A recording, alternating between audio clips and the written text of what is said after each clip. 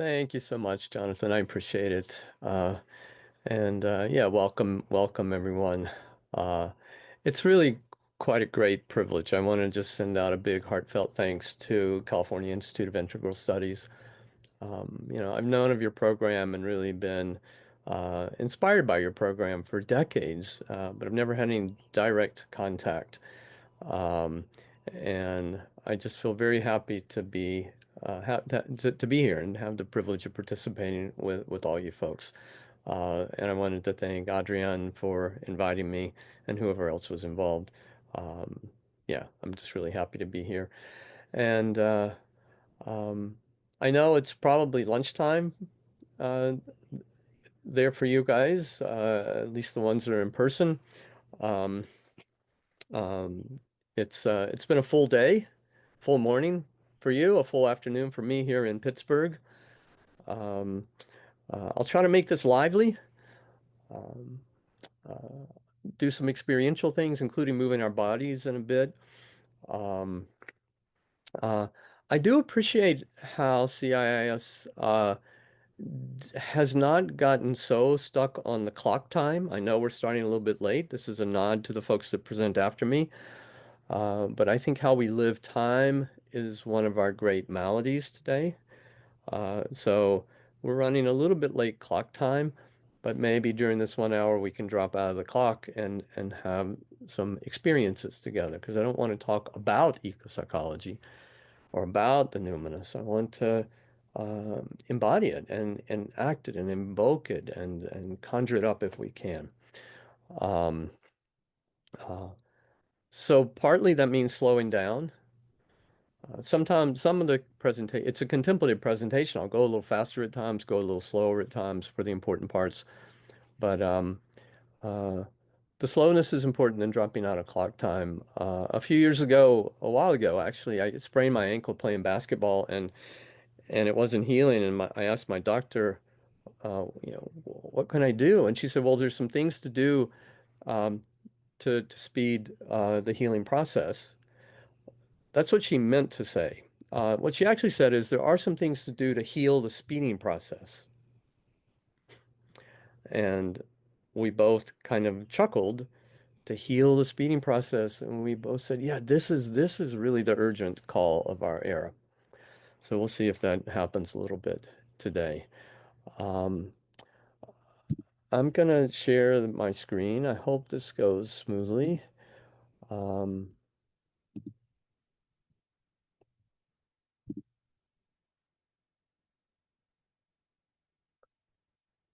Everything good, Jonathan? Yep. Yep. Thanks. Um, Jonathan mentioned my book, A Wild and Sacred Call. Um, I wanted just to share this to say, not to advertise my book, but to say if you happen to encounter it and you ever want to talk about it, I'd love to have a conversation with you. It was a labor of love. Books have changed my life, as you'll see in this presentation. So I'm glad to have written one. Um, I know this is being used some at CIIS, and if anyone wants to talk, you can reach me at this email at Duquesne. Uh, just in parentheses, since it's Duquesne's such an odd word, you may or may not know, but Duquesne, like CIIS in many ways, is a really radically alternative, progressive psychology program, a PhD in clinical psychology, and grounded in phenomenology, existentialism, hermeneutics, depth-oriented psychology, psychoanalysis, including transpersonal psychology, ecopsychology with my contributions and some others. Um, so if you have any students that are looking for an alternative, really radical program, more than 60 years of alternative program and a culture that wants to push to conformity. I'll just put in a word for Duquesne since I wanted to name name yeah, name that. Um, so carrying on. These are all beings that live or have lived where I live. Um, there's a place in Pittsburgh called Panther Hollow, And the University of Pittsburgh, it's beside the University of Pittsburgh, it's called the Pitt Panthers. So I like to remind people that if they know about Panther Hollow, that that place was not named after the football team. Uh, it's named after the Panthers that lived here, and uh, and may live in the wilds of Pennsylvania, although that's not confirmed. Um, all of these birds live here. Um, you may know their names. If not, it's nice learning names. That's just the beginning. You know, you learn someone's name. That's the beginning of getting to know them. But learning names is kind of important. You may recognize the bird at the upper left, the scarlet tanager. Uh, a while ago, my 4-year-old friend, who's the daughter of my dear friends, knew of the red-winged blackbird that lives around here. Uh, I think lives uh, in California as well. So when she saw this bird for the first time, she said, "Ah, a black-winged redbird." That's probably a better name, scarlet tanager, black-winged redbird. Um, um, you may have seen this before. The French below says this is not a pipe. So if you're savvy, you recognize this. Um, but if you haven't seen it, you could ponder for a moment. Um, because, you know, not that I want people smoking, but a pipe is something you smoke with. And if you tried to smoke with this, you could not do it. This is not a pipe. It's an image of a pipe. It's it's actually an image from the internet that's posted onto PowerPoint of a reproduction of a painting by Rene Magritte of an actual pipe, many step removed. So in that spirit, I also wanted to say these are not birds. And I wanted to say this because there is a great irony of having an eco-psychology, eco-spirituality conference um, significantly by way of Zoom. It's great. I couldn't be there in person, so technology is quite wonderful. Um, and yet, you know, this Zoom screen is way flatter than the actual living world. Um, and I know that technology, with all its gifts, has us more than we have it at times. So I just wanted to acknowledge uh, uh, and remember the actual living, animate, intelligent Earth. Uh, uh, so the numinous Earth, the numinous Earth. Numinous is a beautiful word, kind of strange, but what is the numinous?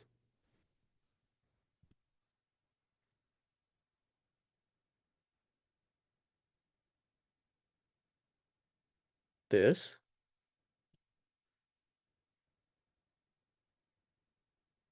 this, where I happen to used to live, West Virginia. This. Here my technology lets me down because I was going to play a wolf howl, but it's not working. I just got a new computer from Duquesne. It's not working. Um, but you could conjure up in your heart, really the sound, whatever the sound of wildness is.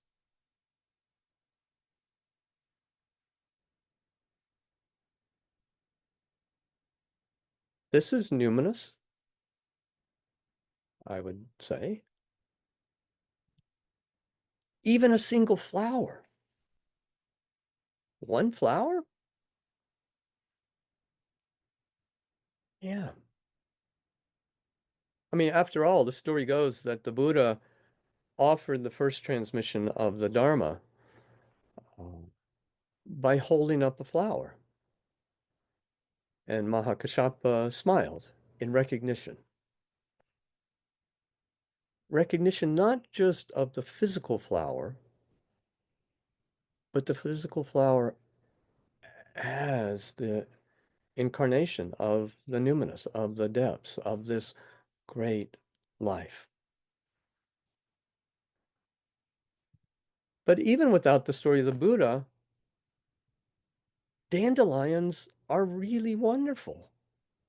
I mean, remember as a kid, picking one of the dandelions after it had gone to seed and blowing it and seeing all the seeds scatter. This is precisely the same numinous that the Buddha presented, just as deep, just as deep. And the historical Buddha awakened with intimate contact with nature after devoting himself to years of practice. He decides, I'm ripe. I sit down under a tree, a fig tree, practice through the night, on and on and on. A certain moment sees the morning star, Venus, in the sunrise sky. Ah, ah, that's a moment, so the story goes, of his great enlightenment. Who knows what he said, but like, I and all beings are awake. I and all beings are shining, shining, just like the star. That's us. That's the way it always is. Wow. Wow.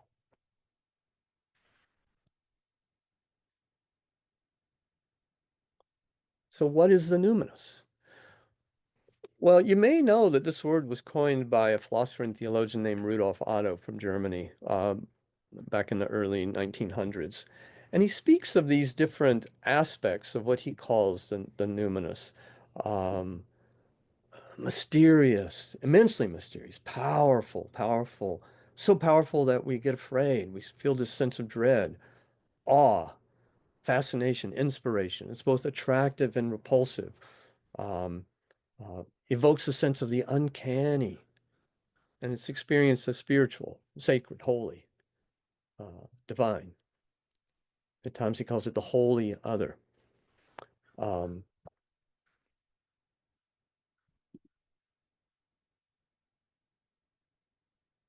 yeah. What is the numinous? See, this is kind of like asking what is God, or what is the Tao, or nature, our true self, life, love. And if we want some objective answer to this, these aren't very helpful questions. The numinous is not a what, not an objective thing. Uh, but it is important to inquire into the reality invoked by this word numinous uh, and any of the other uh, charged words like I listed above. You know, if they can be these can be useful questions if they spark experiential inquiry. Uh, the great Neoplatonic philosopher Plotinus says in speaking about this unnameable, ungraspable reality, let's call it in the spirit of this conference, the numinous, we find ourselves in an aporia, in agony over how to speak about the unsayable. Like, how do you say the unsayable? Well, the only reason that's important is what Plotinus says next. We speak it so we can begin our search. And the search is what really matters.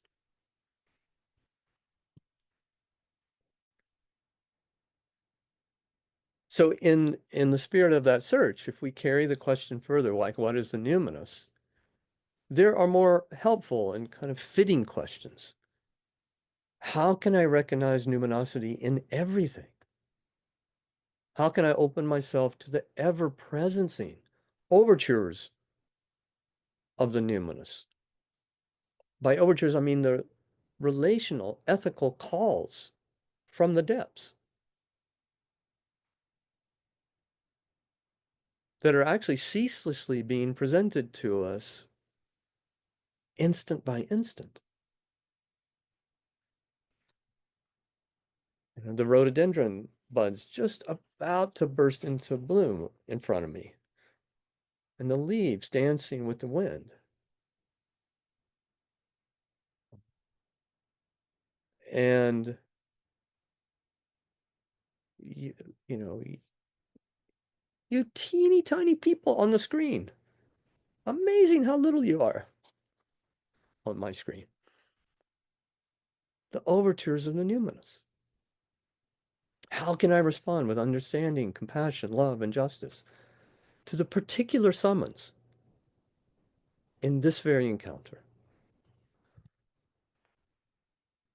I think there's a lot of ways to respond. In the larger spirit of ecopsychology. Personal direct contact with the rest of nature, interpersonal collaboration, and participation in small or large groups, organizations, addressing and transforming sociocultural structures like economics, laws, educational practices, art, other creative practices, spiritual practice, especially intimate contact with nature, with the rest of nature, because we too are nature, of course. Like meditation, body awareness, other kinds of practices. All of these are mutually complementary. Um, the rare person can do all of these fully. I'm going to emphasize the ones in green: intimate contact with the rest of nature, interpersonal collaboration, um, and contemplative meditative practice. Okay.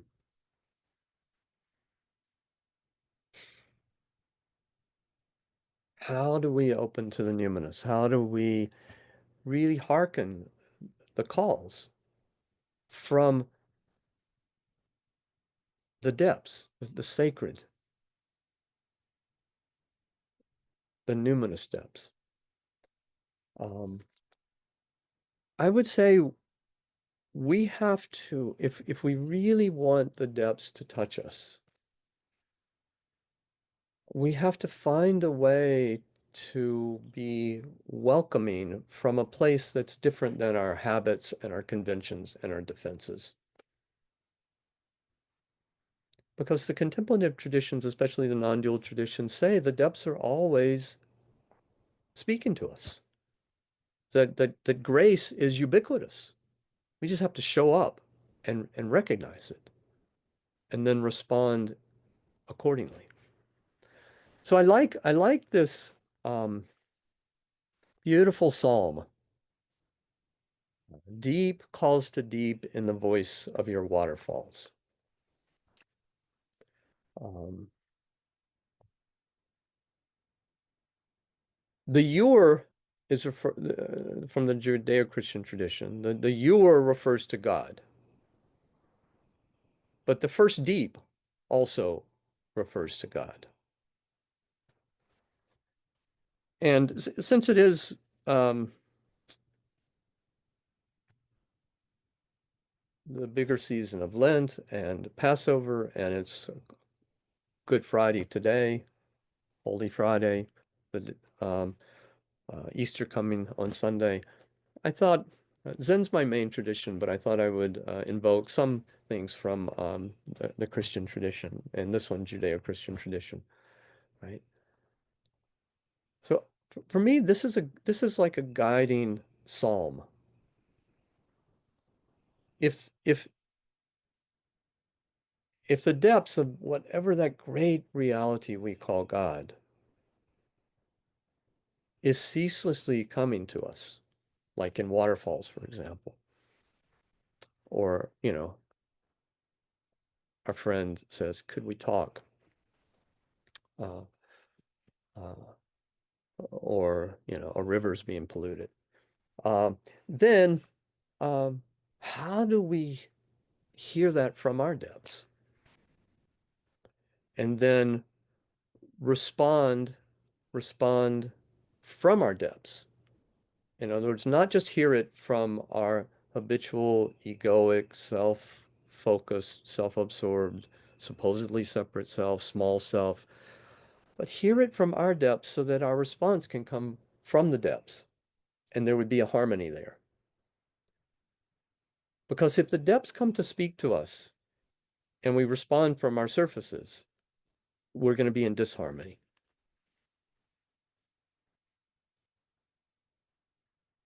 And by the way, just let me say, I know God language doesn't work for a lot of people. Maybe if it works well for you, beautiful. Uh, but since the Christian mystical tradition uses this time-honored word for the great mystery, I'll use it on occasion in this presentation. Um, but be assured, I don't mean an old man in a beard up in the clouds that are catching us if we're naughty and punishing us and giving us presents if we're nice. That's not what I mean. That's Santa Claus.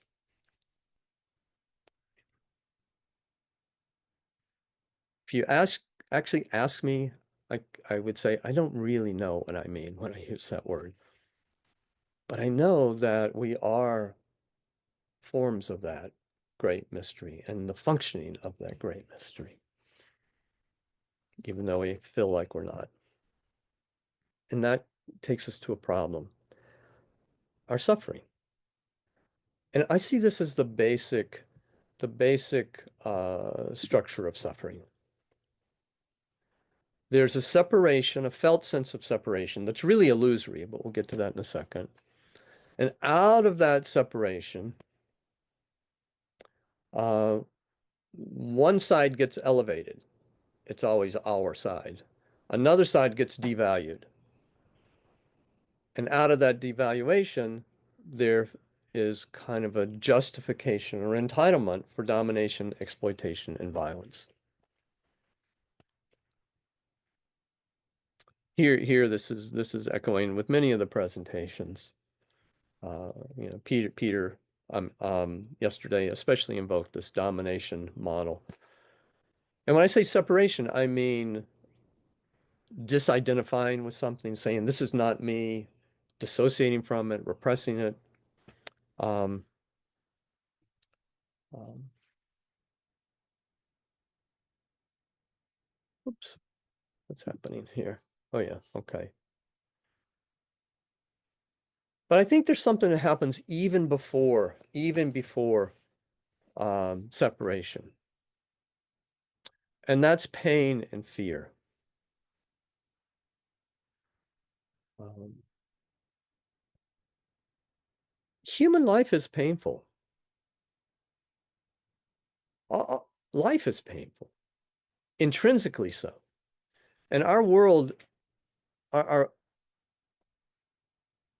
there's illness and accidents and death. We're going to lose the people we love.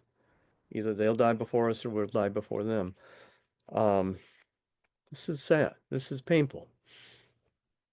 Uh, but our world is really out of joint right now. Maybe it's always been. I like Daniel pointing to that in the last presentation. Maybe it's always been out of joint. I mean, the phrase I'm borrowing from Shakespeare, after all.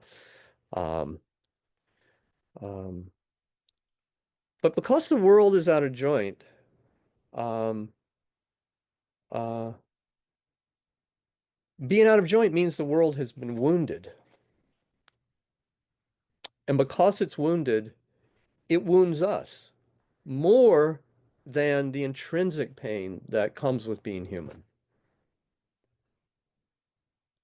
And it wounds folks that are more marginalized and vulnerable even more so. So the world is wounded, the world wounds us, and it's still a glorious world. I like the stories that Daniel told in the previous presentation. and the stories that each of us are telling. And I want to say that, and I'm telling a story here, and um, I would say they're not just. Well, let's stick with Daniel for a second. He wasn't just telling stories about the apocalypse. He was creating a new story, one that I'm ready to join with. We'll see. We'll see if you like the story I'm telling. You can also critique it. Um, but my story says life is painful, and it's especially painful these days. And out of that pain, we get afraid, and out of that fear, we separate and defend, we elevate ourselves, uh, and then that leads to this pathological pattern, both individually, interpersonally, and socioculturally, collectively, right? Um,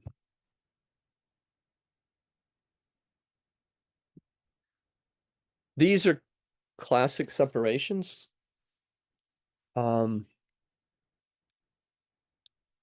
Mind over body. Maybe I was going to do one little activity right now. Um, I'm aware of the time. Um, let's see. I think maybe we could do this for a second. If um, if you actually, I started to stand up, but before you stand up, just notice exactly where you are, exactly how you are, um, how the room is, wherever you are. Just start exactly where you are. We can't start anywhere else, but we often imagine that we can. And then, if you're willing to play along, you could stand up and you could rub your hands together like this.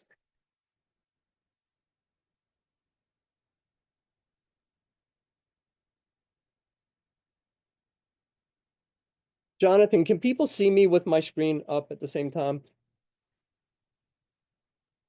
I believe so. Okay, Okay, okay, we can have somebody confirm that in the room, though.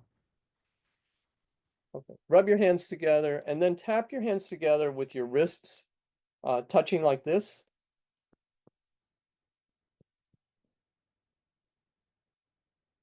And if you can't see me, I'll just talk you through it.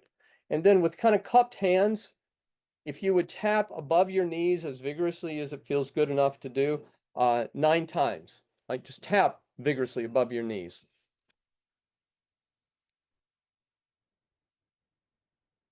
Okay. Now, clap your hands together 9 times.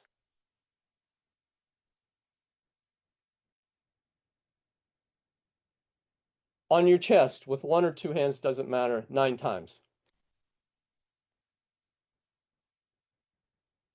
On your back, same thing. Give yourself a pat on the back. You deserve it, right?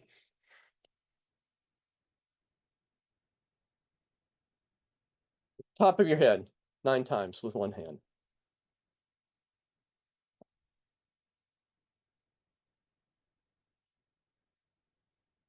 Now, with the energy roused up, we may need a little release. So you could raise up uh, uh, with your heels off the ground just a little bit, and then strike down with a release. And if you're really willing to play along, you can make the sound. It really helps. 2 more times.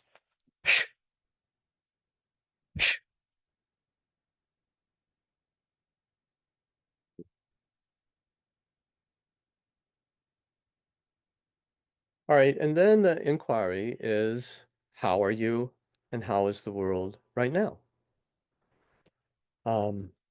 We won't take time for verbal conversation about it, but maybe after a full morning, you feel a little bit more lively. Maybe your awareness is a little brighter. Maybe the room is a little brighter. Like, I see a pen on my little table here, and it's bluer and sort of glowing compared to before. Um,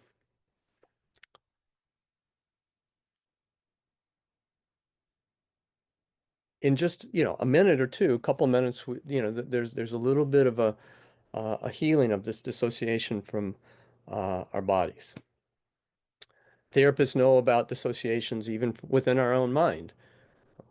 Uh, Favored parts of ourself dominate and push away uh, disavowed parts. Persona overshadow, to use Jung's words. Uh, Other kinds of splits, supposed separations, men over women, whites over people of color, my tribe's well-being over the other tribes. A core one for us in this conference, humans over the rest of nature. Um, um, Even if there's these differentiated aspects of our world, um, they become reified into apparently real separations, not just differences, but separations. Um, and uh, this is a kind of madness, as Sarah and Vaughn talked about yesterday. Um, and the thing is that it never works. It never ever works when we try to separate something that can't really be separated. There's no such thing as an away in the psyche. Freud taught us this. He called it the return of the repressed. Whenever we repress or disidentify with any aspect of ourself, it's going to return in symptomatic form. And that afflicts not just us, but the folks around us, including the more than human folks, right? And I would say that all of our eco-psychological maladies are versions of the return of the repressed. Sometimes personally, sometimes in collective form. Um, but Freud also said, and I remembered this paper because the numinous, what Rudolf Otto said, one quality of the numinous is the uncanny. The uncanny. And one quality of the uncanny, including the numinous, is, as Freud says, it's kind of strange and familiar at the same time. Curiously strange and familiar at the same time. Freud says, in reality, it's nothing new or alien, but something which is familiar and old established in the mind and which has become alienated from the mind only through the process of repression. And in English, this paper is called The Uncanny. In German, I don't speak German, so I'll probably mispronounce it, but um, unheimlich, which means, well, the Heimlich means homely. Unheimlich means unhomely. But it carries both of these, homely, unhomely quali qualities. And I think uh, a key aspect of of healing the separation, the supposed, the illusory, the delusional separation between humans and the rest of nature has to do with dissolving that apparent separation, seeing through it, seeing clearly.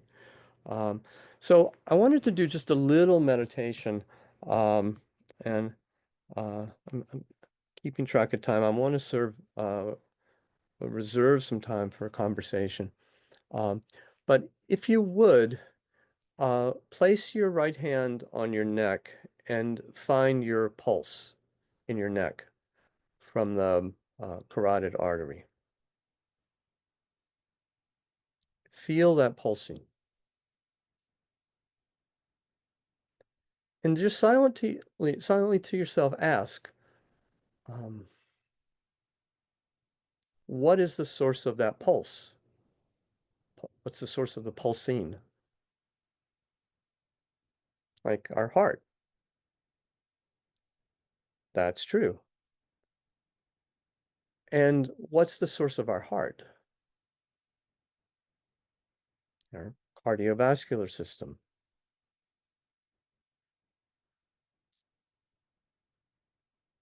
What's the source of our cardiovascular system? We could say our body.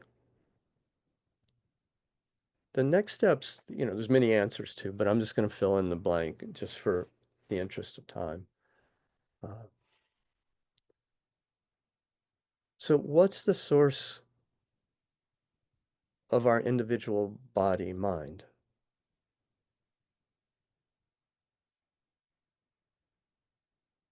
Maybe we would say, the natural world, maybe the our family and community.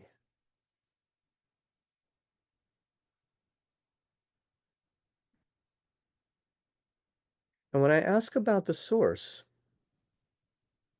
I'm also pointing us the source that is beating our heart, the source that's beating our heart. Yeah, it's our body mind.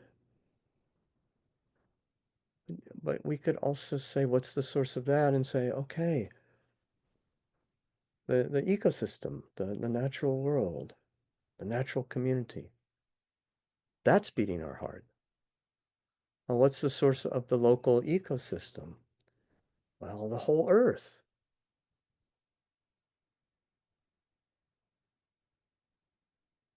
You mean the whole earth is beating our heart?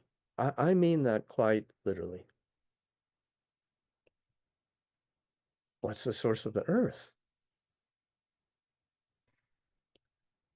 Our solar system, Milky Way galaxy, the whole universe. Yes. What's the source of that?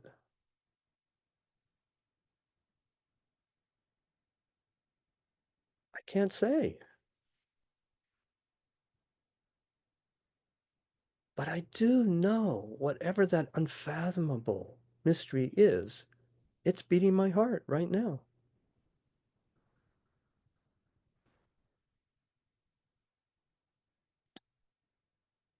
And was crazy enough to imagine that I'm a small skin-bound self that could be autonomous and independent and self-sufficient. This is madness. But it's an enculturated madness.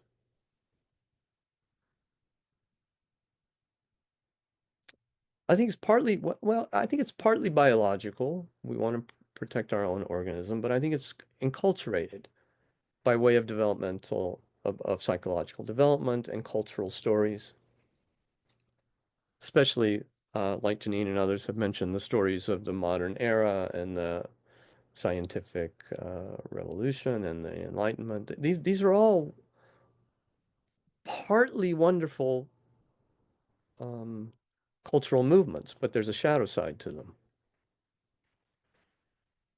And when I raise reservations about the fantasy that I'm a small skin-bounded self, this is not at all a critique of cultivating, let's use psychoanalytic terms, cultivating a relatively, a healthy ego, relative coherence, relative security, relative autonomy, relative agency, critical thinking, impulse control. That's not what I'm talking about. I'm talking about representing ourselves as merely and exclusively a small skin-bounded self.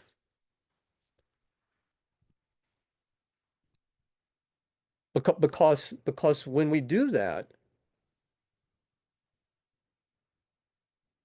this isn't a theoretical matter. This is an experiential, an existential, a coexistential matter. When we do that, um,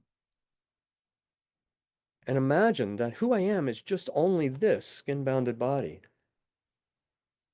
then the world gets way scarier.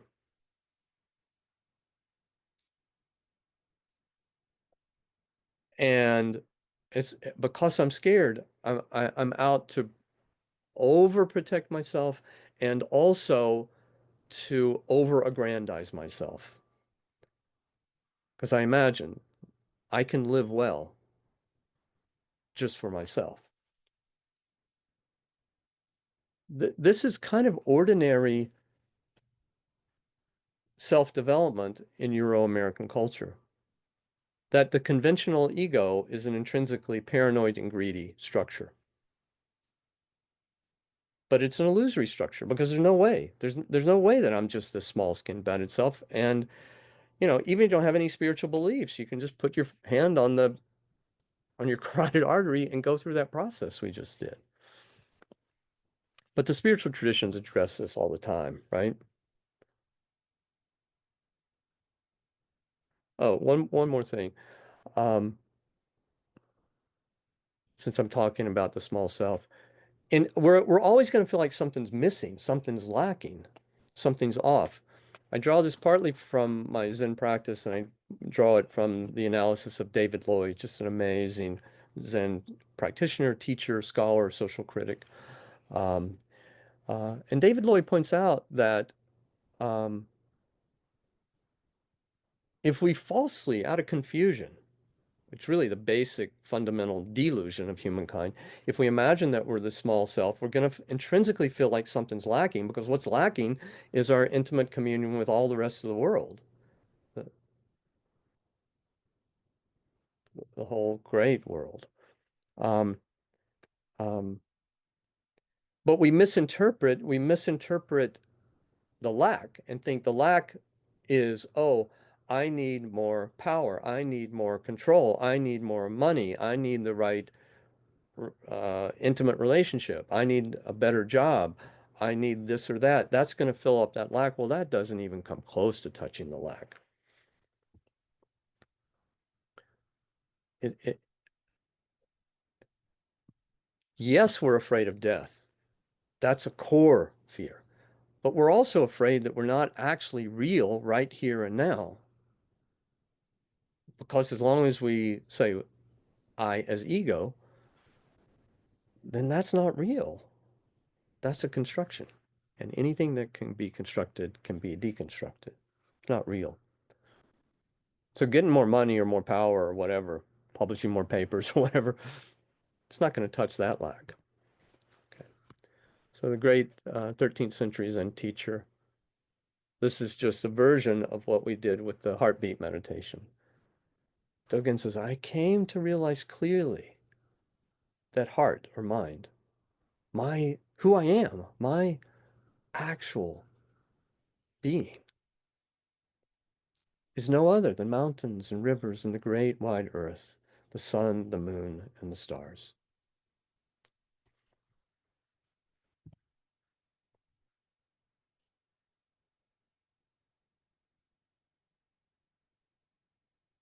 I have a couple more steps to take. I'll let you just read the screen. If all of these are uh, symptoms, versions of the return of the repressed, the shadow side of our confused, fear and greed-driven self and world, um, I think a key question for us these days, because these are afflicting us, and when I say us, I don't mean just us two-legged ones. I mean all of us. Can we see these as numinous? Can we see these as sacred, as holy, and as summoning our best response, like mass extinction? This is a beautiful picture of an ivory-billed woodpecker that's maybe extinct, maybe not. Most of the ones we know are like this in a museum. Maybe they're hanging on in the swamps of Florida or Louisiana or Arkansas. But we're losing one species at least every hour. This is at least 1,000 times more than pre-industrial levels. We're losing someone during this presentation.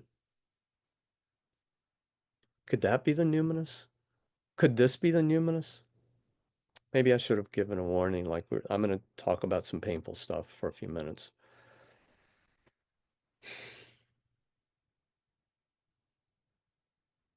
Obviously, this polar bear suffering because of climate catastrophe. Birds crudely smothered with oil.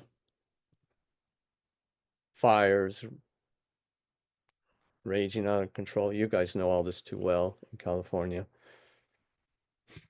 Floods. Could these be the numinous? What about nature deficit disorder? That Peter, I don't think he used this word, but he sure addressed it so profoundly yesterday. You know, one fourth grade boy says, I like to play indoors better because that's where all the electrical outlets are. You know, this is no nourishment from the more than human world, but also no experiential source of care for the more than human world, right? And David Abram puts it so beautifully, as he often does. We're human only in contact and conviviality with what's not human. Something profound at the heart of being human is being lost, inseparable from the depletion, the desecration of the more than human world. They go together. We can only be well if nature is well, and nature can only be well, at least in the short term, with humans being well. In deep time, I think nature is intrinsically well. So how can we bear these traumatic wounds and respond skillfully? I'm going to share quickly a couple of koans, and I think I have until 20 after. So, Yep. Well, that's correct. Yep. If we can. yeah. So I'm gonna end soon for questions. Um, um, there's a beautiful koan that says, "What is the way?" or "What is the Tao, the great way?" A clearly enlightened monk falls into a well.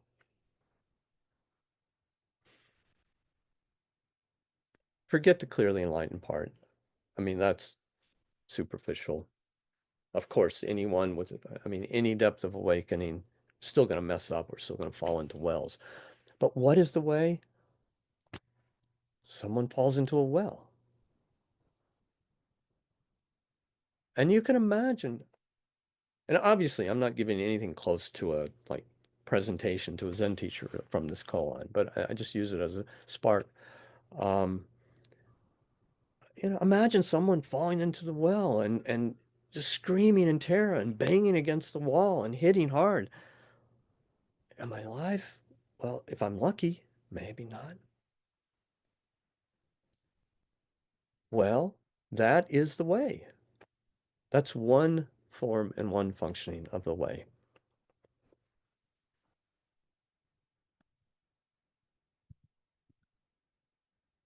So maybe these are forms and functioning of the way.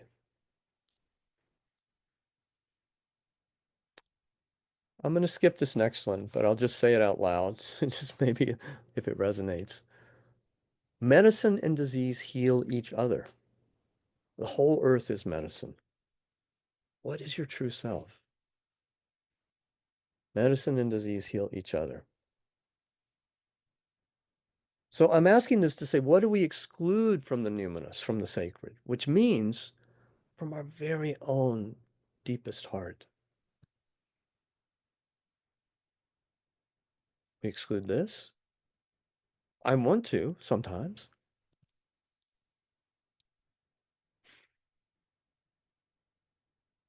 but I think I do it at our detriment. Um,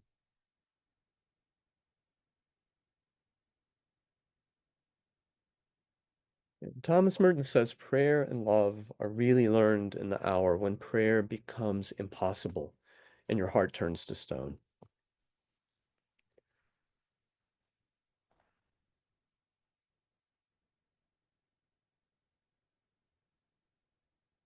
One time at a Zen retreat, I wrote this little poem, uh, and I realized that nothing can get in the way of the way. Anything that appears to get in the way of the way is itself the way.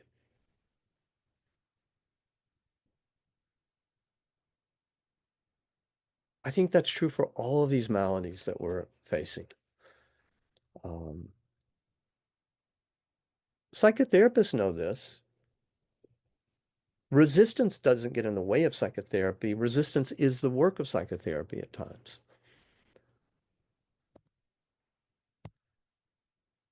So let me just say one thing about Easter. Christ asks us to love God and love our neighbors, but he also said, love your enemies. Love your enemies. This is quite a challenge these days because in response to the authoritarian regime we have, I find at moments hate surges up.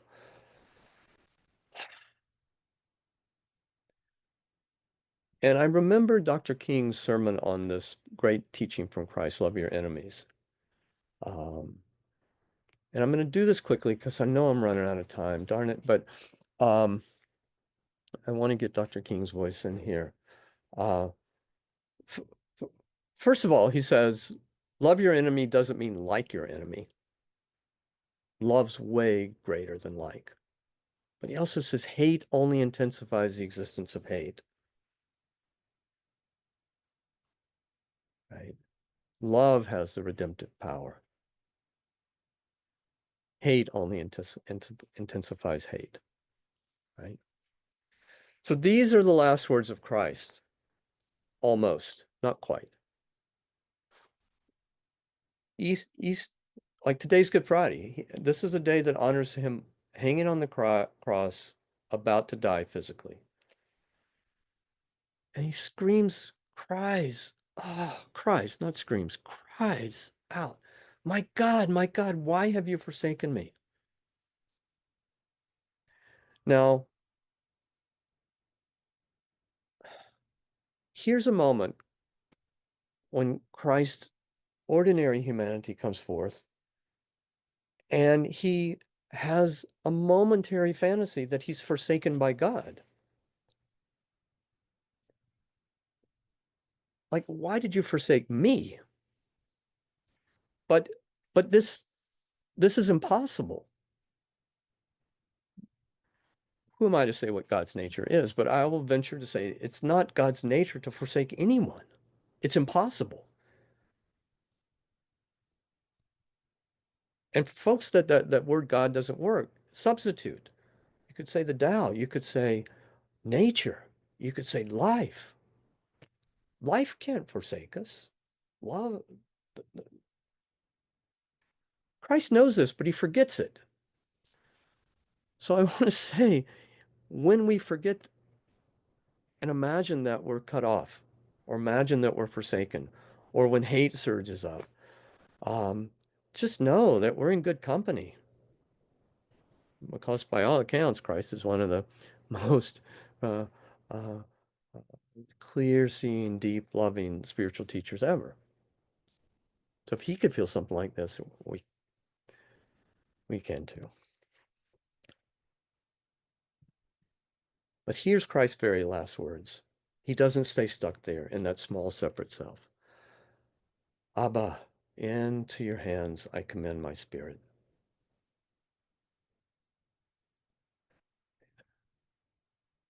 He surrenders into something deeper. In a way, much like the Buddha did when he was confronted by Mara and he touched the earth, grounded himself in something way deeper than his individual self. And I just want to say, um, it's really hard right now. And I can't do it alone. You can't do it alone. But we, which we are inseparable from this great animate, living, sentient earth, we can respond to this crisis. There's no doubt. So, um, I talked too long. I'm sorry, but um, I'll stop there, and then we can have maybe 5 minutes of conversation, 10 if we have it. So, Thank you, Will. That was very, very beautiful, very deeply contemplative and compelling. Very, very some of the most important kind of nodes in our lives and our culture being touched upon, and you know, the invitation to consider much more deeply than our habitual and surface nature. So thank you so much for that. I've invited people in online to submit their questions or to raise their hand, and when they do, I'll read those out. But I'll turn it over to um, whoever is in the room right now, to who's going to facilitate questions there. I can't remember. I don't think it's Judy, but it's somebody else maybe. Yeah, Judy's not here. Yeah, that's the Yeah. Hello? Oh, okay. Yeah, so I will facilitate questions. Does anyone have a question or comment for Will?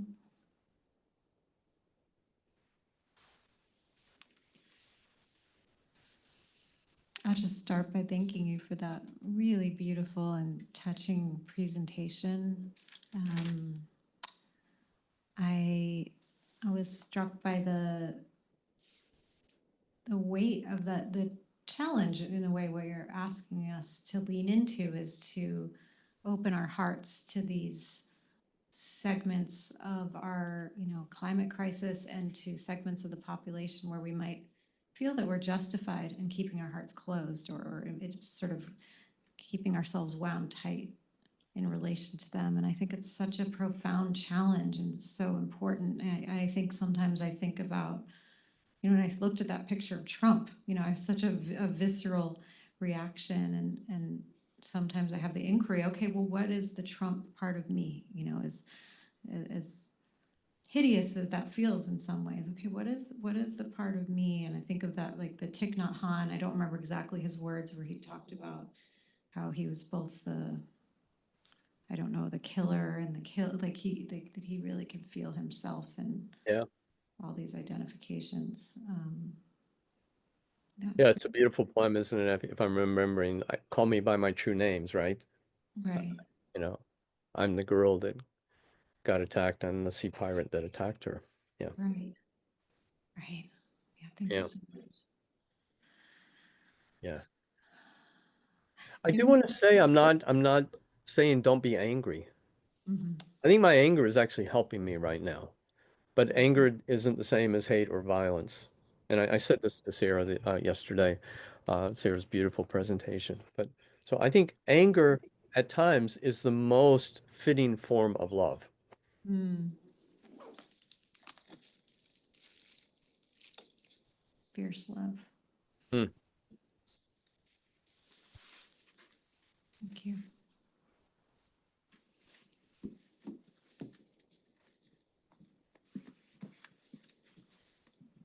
Hi, I'm Devin, and I come from the LA area and had a really intense time with the fires there. A story that I kind of like to share. So, the day before the fires, the Santa Ana winds were just so strong, and I was just feeling something in the air. Felt compelled to go into my Catholic church that I attend and be with the Blessed Sacrament. And I start to pray the "Oh my Jesus, save us from the fires of hell" prayer. The next day, all of LA is under flames.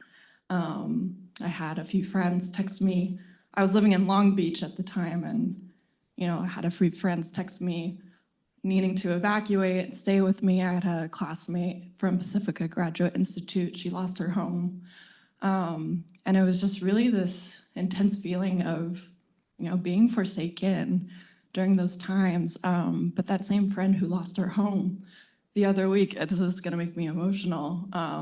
She went back to her home in Altadena and found, you know, bursting through all the debris and the dirt and the burnt ashes, white lilies flowering from all that destruction.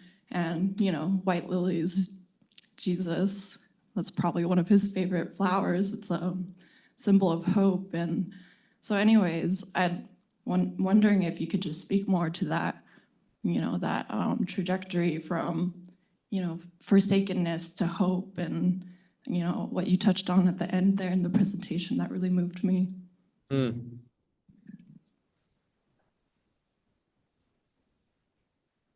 Well, your comments move me, and your emotions the tears, the intimacy, the grief, the joy. That's real wisdom and sanity, I think. So first of all, I want to say that.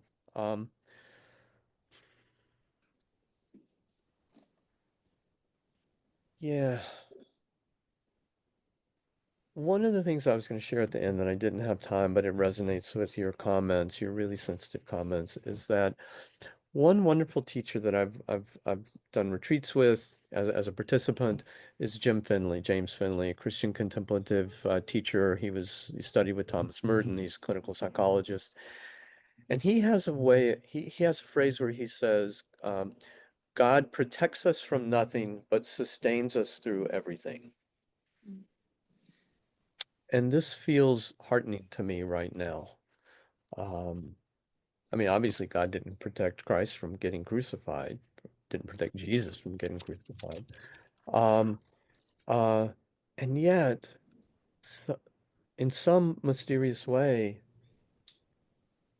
the great life carries on, and we're participating in it as long as we're alive, and who knows what happens after we die.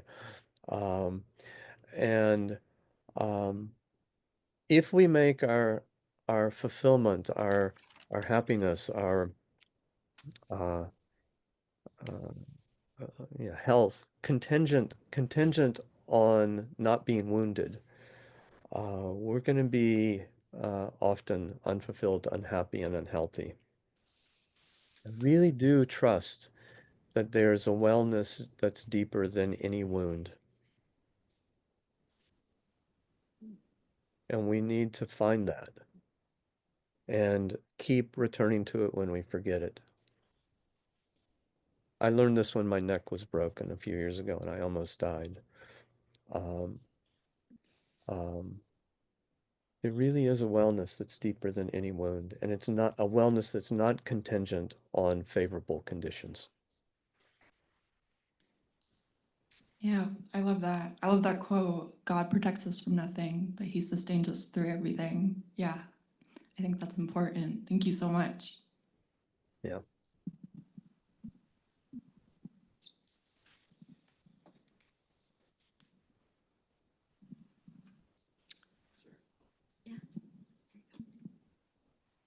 Hi, well, I'm David. So I I, want to come back to something you mentioned that I don't know if it was in passing or there's more to this, but you said something to the effect that we need to find a way different than our habits. And then it was right when you're talking about encultured madness. And when I think of habits, I think maybe they're commonly thought of like habitual ways of doing things, but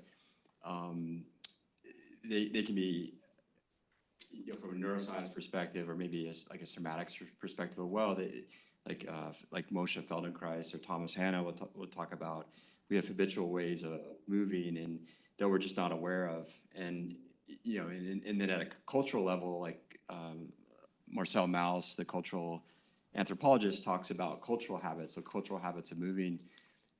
And just through my own experiences, like in working with a movement practice from Japanese culture, a lot of these habits are just unconscious to us. So I can talk about changing my habits, but how can I change them if I'm not aware of them? So I'm curious, and even tying this back to why people aren't more ecologically aware if they're just not aware that they're not aware.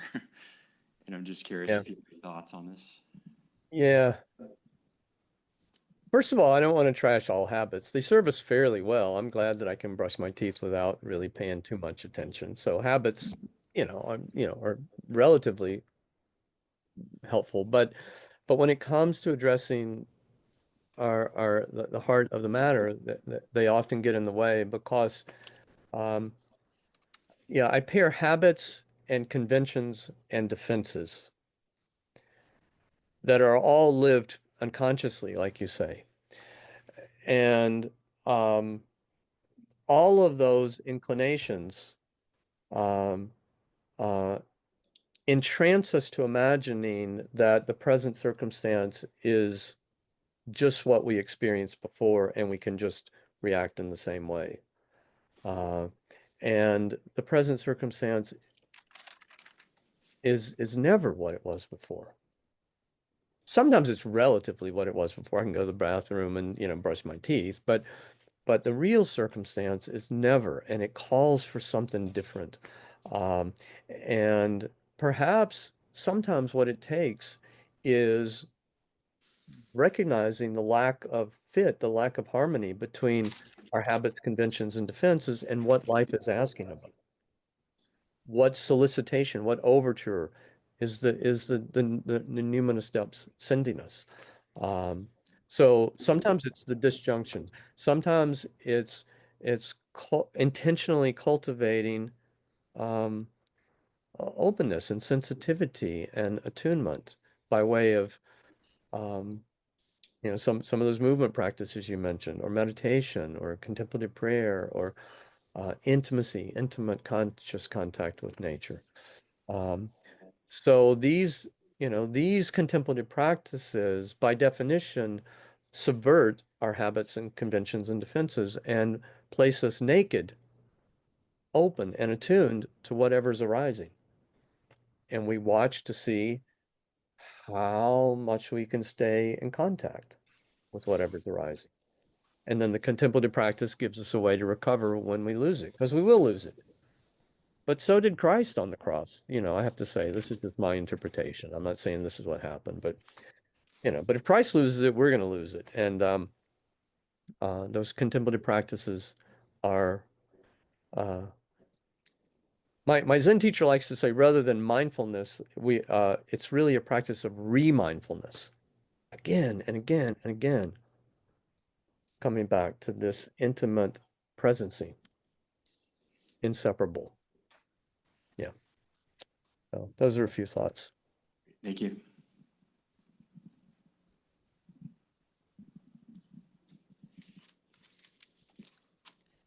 Jonathan, is anything online? There's just one comment just saying thank you for the enlightening talk. But there is no question specifically. All right. Maybe in light of time. All right. Thank you, Will. We're so grateful to have you join us here today. Let's all maybe give a hand for Will.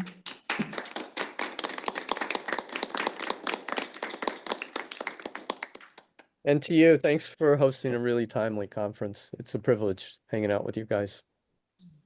Thanks.